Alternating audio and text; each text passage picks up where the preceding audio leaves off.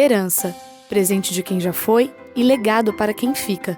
Herança é o ato que prolonga a riqueza, pobreza, costumes e valores de uma família ou até mesmo de uma sociedade.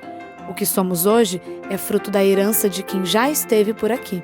E no constante desenvolvimento da sociedade, de quem somos e onde juntos vamos chegar, nossa maior herança está em um processo invisível, mas que é grandioso quando percebido seu valor: educar. O ato de educar é inerente ao ser humano. Essa via de mão dupla do ensinar e aprender acontece há muito tempo, mesmo antes de chamarmos de educação. Toda ação que ajusta o indivíduo dentro do seu círculo de convivência é uma forma de educação. Um processo tão minucioso e singular é o educar. E por isso, nosso primeiro sistema educacional acontece no ventre da mãe. Na barriga, a criança já recebe toda a gama referencial de seus pais e das pessoas que a rodeiam. No princípio, somos educados pela experiência, conselhos, acertos e erros de quem tem a missão de serem os primeiros mestres da vida. E mais difícil do que falar sobre a educação é dizer onde ela ocorre. Alguns limitam a sua ação aos portões da escola, mas a realidade é que o ensino acontece a todo tempo, em todo lugar e para todo indivíduo. Mas limitado mesmo é o ensino formal, o ensino escolar. Só no Brasil temos mais de 3 milhões de crianças e jovens fora da escola que não vivem e às vezes nem conhecerão o universo cultural da sala de aula. A herança educacional escolar varia de cada indivíduo. Infelizmente, essa realidade não pode ser negada e deve ser refletida por aqueles que detêm as chaves da educação formal. E mais do que nunca, não podemos esquecer que educação é um processo que leva tempo.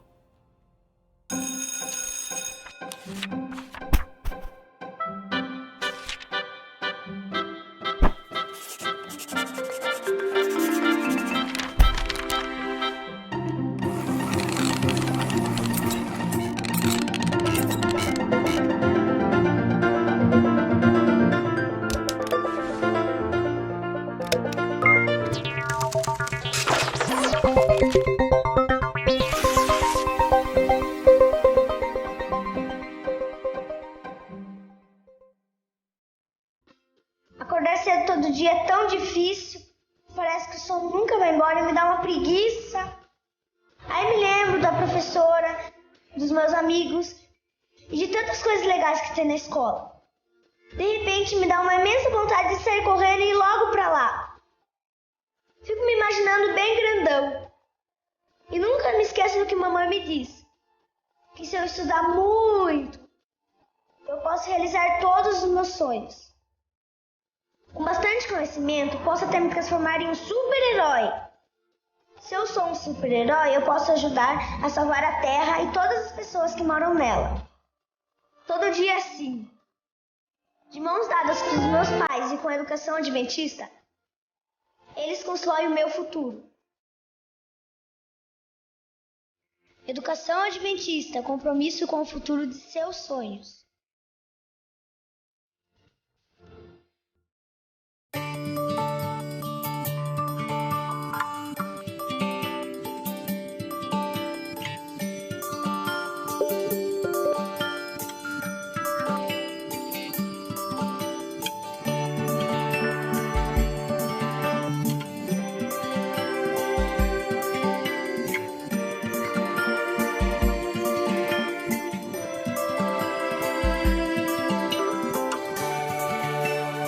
Estamos em São Paulo, terceira maior cidade do mundo, para dar início à nova temporada do programa Educação. Mas aqui é só o ponto de partida das inúmeras histórias que a gente tem para contar durante todo esse ano. Hoje a gente vai falar sobre a história da educação escolar brasileira, a chegada dos jesuítas, suas influências europeias que nos apresentaram a escola como conhecemos hoje. Mas não é tão simples contar a história da escola no Brasil, porque desde o nosso descobrimento estamos nos descobrindo como nação. O primeiro ensino formal, dado pelos jesuítas, era ligado à fé, mas como nação que estava sendo formada, a fé não supria toda a necessidade do aprendizado, e foi Marquês de Pombal que mostrou isso. Ensino para uma nação, para uma economia, tá? Antecipadamente a esse movimento de laicização, o movimento de secularização, que a gente entende como a retirada da igreja de determinadas funções que cabiam exclusivamente à igreja. como a educação, como a guarda dos indígenas, por exemplo. O Diretório-Geral vai substituir a tutela da Igreja, né, pela tutela do Estado. Então, e todas as outras coisas que vão se desdobrando com relação ao movimento de secularização. Outra coisa importante é o surgimento do professor como funcionário de Estado, né? Porque o professor, para lecionar, precisa retirar um alvará junto ao Estado.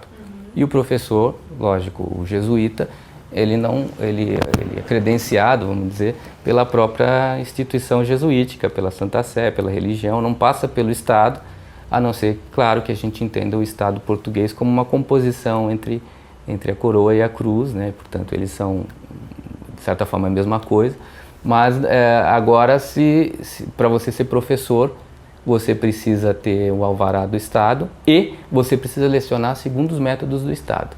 Então, retira-se a cartilha, por exemplo, dos jesuítas e se proíbe. E aí o Pombal vai dizer o seguinte, né? Vai estar no alvará. O rei que vai dizer, né, Dom José I. Quem lecionar fora desse método vai ter que prestar esclarecimentos e tal, né? E vai ser proibido de ensinar, porque não usa o método autorizado. Podemos dizer então que o ensino se torna algo mais organizado porque o Estado agora detém os ditames do aprendizado e pode definir que tipo de educação será transmitida. Uma disparidade muito grande entre os comandantes e os comandados, entre os proprietários e os não proprietários, como era intensamente o Brasil do século XIX, uma sociedade muito desigual. É claro que você não poderia ter uma educação para todos.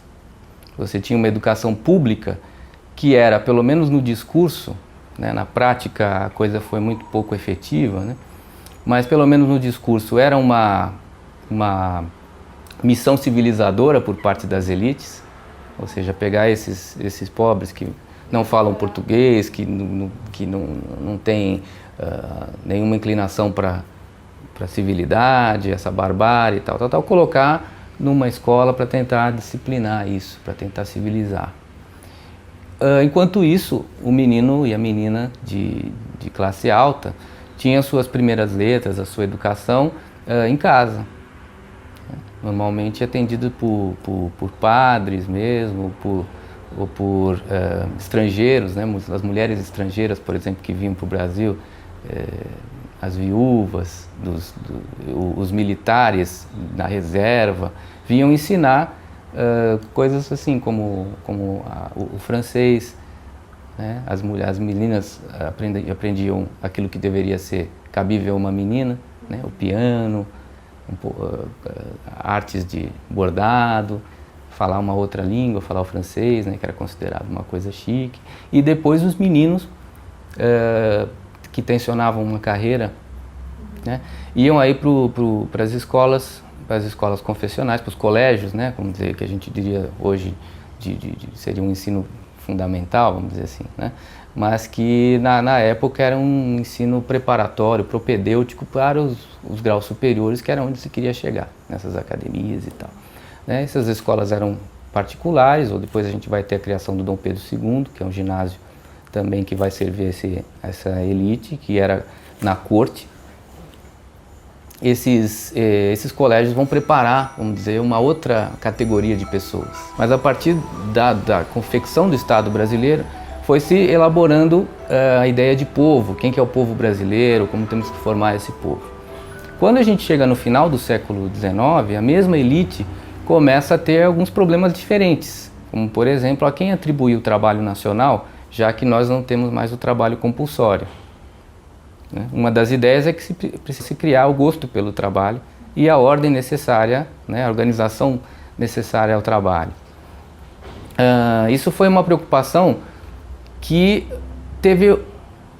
criou uma grande confusão na cabeça das pessoas e um grande dissenso com relação ao que deveria ser ensinado, em que tipo de escolas, se a escola para o trabalho deveria ser para todos ou se a escola para o trabalho deveria ser para aqueles que seriam destinados ao trabalho, né? E o nosso caráter já elitista da educação acabou definindo algumas coisas como essa, por exemplo, criar escolas profissionais para aqueles que seriam os operários, os filhos de operários, etc. Né? E essa escola acabou se confundindo com uma expectativa também de poder, uma expectativa oligárquica muito forte, de criar um povo não subversivo, de criar um povo ordeiro, porque as experiências de trabalho livre no Brasil que se tinham, dada a imigração, são experiências que caíram naquilo que o governo não queria, no anarquismo, no socialismo, né? Então você tinha uma cidade como São Paulo, por exemplo, em que se falava diversos idiomas, em que se falava o italiano nas ruas, né? E um sentimento que não era considerado um sentimento nacional. Então a escola, de certa forma, aí, tanto o profissional como a escola regular, vai começar a ser pensada como um elemento de forte carga ideológica para tentar nacionalizar essas populações. E aí o ensino cívico, o amor à pátria, essas coisas vão sendo criadas, né, vão sendo intensificadas para criar o brasileiro. Povo, elemento humano de uma nação, elemento esse que forma e transmite opinião. Ser ativo dentro de um espaço é conhecendo o seu povo que se conhece a nação. Povo também denota unidade, mas também mostra a diversidade. E no caso do Brasil, diferenças é o que não falta. Nessa criação do brasileiro, você tem brasileiros de dois tipos também, de acordo com aquilo que essa elite, esses homens que vão pensar a educação, desejam para colocar as pessoas nos seus devidos lugares. Por quê? Uma coisa que está no cerne do capitalismo, de uma sociedade que funciona, já está presente lá no primeiro iluminismo, que é dizer assim, cada um, que está no Pombal, cada um no seu devido lugar. Você tem essa expectativa de criar escolas diferentes para grupos sociais diferentes. Como o trabalho ainda né, no século XIX, no começo do século XX, vamos dizer, né, a gente pode estender isso um pouco mais para frente, é pensado como uma coisa para subalternos, a educação profissional vai ser pensada como uma subalternização da educação. Ela vai ser feita, vamos dizer, em escolas específicas, ela vai ser feita em contraturnos, ela vai ser feita para crianças pobres, não é verdade? Então ela não vai incorporar a escola regular, a escola dos grupos escolares, ela vai incorporar o trabalho, mas como uma filosofia do trabalho. Como né, o Fernando de Azevedo vai fazer essas reformas, a escola ativa, a escola do trabalho, é essa ideia de que o trabalho é o grande motor da humanidade, né, é a grande questão de uma sociedade em mudança, que é preciso aprender a fazer as coisas e tal. Isso é instituído na escola nova, numa programação regular. Apesar dessa divisão nos interesses pelo educar, uma coisa é clara, a escola não existe apenas para sustentar o trabalho. As bases da educação escolar não estão fundamentadas em educar para trabalhar, mas educar para transformar. E esse é o papel da escola, mas é bom lembrar que ela não age sozinha. Alguns mores, alguns dos princípios morais da cidade, ele aprende na família, o que é certo, o que é errado. Então a família é muito importante. Igreja é outro elemento. Né? E quando eu estou falando aqui igreja, estou usando no sentido genérico de instituições religiosas, pensamento religioso. É outro instrumento de socialização. Né? Sobretudo igrejas que gozam de uma certa fé pública e geral dentro de uma sociedade, igrejas hegemônicas. Né? Ela transmite valores da sociedade em forma de princípios religiosos, que às vezes tem correspondência, às vezes não muito. E quando chega na escola, esse processo só será continuado, mas ele já começou. Esse processo de acomodação que você coloca do indivíduo aos ditames da sociedade, que eu chamo de processo de socialização, ele acontece com família, igreja, no bairro, no andar, nas leis, a forma do Estado, o direito, que é talvez o mais coercitivo de todas as instituições socializantes, e a escola faz parte disso, como instituição autônoma, porque ela tem princípios e objetivos claros e objetivos dela, e como também transmissora do que o direito diz, do que a igreja diz, do que a família diz, do que a sociedade quer. Então, ela é sim um elemento, não é o único, mas é elemento sim de acomodação do indivíduo na sociedade. O que a senhora espera da escola quando a senhora coloca o seu filho aqui? Fora o fator espiritual, que eu acho que quem procura aqui quer isso, né? Que a criança tem uma visão com as pessoas que outras escolas não têm, que é só estudar ou prova. Mas aqui, quando eu coloquei as crianças aqui, eu queria que meus filhos tivessem uma visão de comunidade, de ajudar outras. Porque é importante, é a base, tá, de toda pessoa, é a educação. Qual que é o principal papel da escola hoje em dia, na sua visão? Ensinar. Esse é o grande papel da escola, ensinar, dar novas aberturas, né? Tá fazendo a criança ser crítica, ter uma visão aperfeiçoada. O que a escola faz é pegar centenas, milhares de anos de produção de conhecimento, enlata isso, e agora estou sendo um pouquinho pejorativo, mas o ideal não seria enlatar, mas seria o que? Ela organiza isso, ela tira algumas coisas que alguém, ou comissões, ou a sociedade, através de representantes, define o que é importante, o que é essencial, o que é acidental, cria uma hierarquia desses conhecimentos e tenta transmitir isso de maneira mais organizada e sistemática para se ganhar tempo. Porque, na verdade, a escola é uma transmissora de cultura para se ganhar tempo, para que a pessoa se aproprie daquilo que já existe, ela não precisa descobrir tudo sozinha, para que sobre tempo para ela produzir mais, para ela criar mais, para ela ir o quê? À frente da última geração. O que é uma coisa interessante e, sob um ponto de vista, até bela. Né? Imagina, se todos nós tivéssemos que aprender a usar o fogo, todos nós tivéssemos que criar um fogão, se todos nós tivéssemos que descobrir como que o gás se comporta. Quer dizer, nós ficaríamos sempre o quê? Patinando no mesmo nível cultural, tecnológico, técnico e tudo mais. Então nós nos apropriamos de conceitos que foram feitos por outros e produzimos e legamos para a próxima geração. E isso é feito de maneira mais acelerada, porque nossa sociedade foi se tornando complexa. E isso passa pelo número, pelo acúmulo de informação dentro da escola. A família já não dá mais conta de fazer isso. Mas não é que a escola seja a única forma, não. Ele tem que entrar na escola, ele tem que sentar em carteira, ele tem que conviver com crianças da mesma idade Veja, você pode conviver com crianças da mesma idade na rua. Você pode conviver com crianças da mesma idade dentro da casa, com os primos, com os parentes, né, com os agregados da grande família mais patriarcal, da família mais tradicional. Então, existem outros elementos.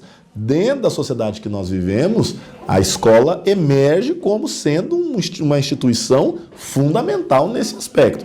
Outro detalhe, não é necessariamente também na convivência com pessoas da mesma idade que há crescimento. Porque o crescimento vem muito mais pela diferença do que pela igualdade. É você convivendo com o mais experiente, é você convivendo com aquele que já passou pelo caminho que você aprende. E não convivendo com a mesma pessoa que fala a mesma coisa. Aí, aonde que está o desequilíbrio que promove o crescimento? Tantos aspectos semelhantes, porém quanta desigualdade. Muitos acreditam que é na escola que os preconceitos começam e as diferenças são reforçadas. E se for assim mesmo, será a escola a grande precursora das disparidades sociais? A sociedade está estruturada. A diferença já está lá. A diferença entre ricos e pobres, brancos e negros, mulheres e homens, isso ela é um dado posto antes da instituição escolar existir. A instituição escolar, ela é fruto, ela reproduz essa desigualdade ou tenta combatê-la. Então existem escolas que têm uma organização mais democrática da sua administração, tem professores que têm uma forma mais democrática de ministrar conteúdos, e existem escolas que são muito mais hierarquizadas, né? Uma estrutura funcionalista, muito mais positivista e tudo mais. Então, isso depende de uma escola para outra, mas eu não acredito que seja na escola que se cria a desigualdade. Mas eu acredito sim, e fortemente, que a escola pode reproduzir, incentivar, aprofundar as desigualdades, ou ela pode combater e amenizá-las. O senhor se sente satisfeito hoje com a educação no Brasil, no geral? Não.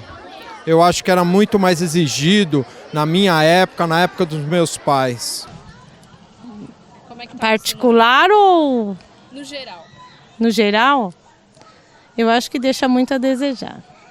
Muito. Tem muito déficit, principalmente as escolas públicas. Como que a senhora vê a educação escolar no Brasil? Olha, eu acredito até que o ensino público está melhorando, né? Mas por enquanto ainda não está na melhor parte dele, né? O que o senhor pensa hoje sobre a educação escolar no Brasil? Eu acho que está caminhando por um crescimento. Tem muitos desafios, a gente vê que a nível mundial nós estamos ainda precisando crescer e investir mais nessa área. Uma das marcas fortes da educação brasileira é justamente esse dualismo que reflete, de certa forma, a organização social brasileira nos seus primórdios, né? Quer dizer, o Brasil se conhece como uma sociedade dual, uma sociedade desigual, né? Em que você tem a formulação de uma escola para ricos e uma escola para pobres, que vai perdurar, ela vai se metamorfosear em outras escolas, né? E que nós vamos ter sempre esse dilema entre o público e o privado. Então, ao invés da família brasileira, a classe média brasileira, ir para frente do centro de poder, eles falam assim, olha, meus queridos, eu pago vocês e pago muito bem vocês para vocês me trazerem solução. Se você não tem solução, pede para sair, para usar uma frase conhecida. Renuncia. Deixa outro tentar. Então, eu quero educação, eu pago essa educação através de uma gama de impostos absurdos. Então, eu quero educação de qualidade. Isso é um problema muito sério de pensamento sobre o que deva ser a universalização do ensino, né? Na verdade, o movimento deveria tentar fazer uma escola que fosse boa para todos, vamos dizer assim, né? E não que fosse o refúgio daqueles que não podem, né? Você vai ter o que você tem nessa escola? A manutenção de um sistema, um sistema escolar, vamos dizer, paralelo, que é das escolas e das universidades que conduzem as pessoas a uma condição de liderança, uma condição empreendedora, e as que conduzem as pessoas para uma certa categoria de empregabilidade que é útil ao sistema, né, mas que não ultrapassa uma certa barreira, né? Então, eu quero que os filhos da nossa sociedade venham até a minha instituição e se matriculem. Eu quero, mas eu quero que eles venham por opção e não por falta de opção. São duas coisas bastante diferentes. Ele vem por opção, então ele diz assim, eu quero uma educação voltada para o ensino técnico. Ele procura uma escola com este perfil. Eu quero uma educação voltada para o ensino das humanidades. Ele procura uma escola com esse perfil. Eu quero uma educação voltada para o desenvolvimento espiritual, uma educação confessional. O Estado garante a educação confessional. Eu quero a minha educação laica, pública, gratuita. Eu tenho. Então, isso é democrático. Eu não quero que ele venha para a minha escola porque ele não encontra naquilo que é direito dele o seu direito garantido. Então, ele paga a escola particular porque a pública é ruim. Não, eu quero que ele pague a particular porque ele acredita no que a particular faz, sem que a escola pública seja o outro lado da moeda negativo. Então, você tem um conjunto de coisas que desmerecem a função educativa na sociedade, justamente porque, como a função educativa foi reduzida, a sua suposta capacidade de colocar as pessoas no mercado e fazer fortuna, ela perdeu aqueles elementos educativos que nós percorremos pelo passado, que é a formação de uma cultura, a formação de um comportamento civil, de um gosto de conviver. Quer dizer, quando a escola, né, perde todos esses elementos, que muitas vezes se tenta recuperar, né? A gente tem tentativa de recuperar esse nível, mas ainda a gente está atrelado muito a uma ideia funcional da escola, de que ela vai servir para alguma coisa. A sociedade brasileira, agora estou fazendo aquela generalização que eu não gosto muito, a sociedade brasileira não valoriza a educação. Os pais também não valorizam a educação. E eles confundem a educação com escola. Escola é só um processo. Então é o seguinte, eu pus o meu filho lá, na escola. Eu paguei, eu quero apertar o play e ao final de um período eu quero ver o resultado. E não é assim, educação é um processo que visa um objetivo construído a muitas mãos. Se as pessoas assumirem a responsabilidade social de educação das crianças, dos jovens e mesmo dos adultos, em outras instâncias do espaço público, em outras instâncias da comunicação, a gente vai ter uma melhora na escola necessariamente. A escola é apenas um dos elementos que representa a educação. Na verdade, toda a sociedade está intimamente ligada nesse processo. Família, igreja, círculo de amigos. Por isso, frequentar os bancos escolares não representa o fim ou o início deste ciclo. Então, qual é o compromisso da televisão, que é uma concessão pública, de ensinar coisas às pessoas?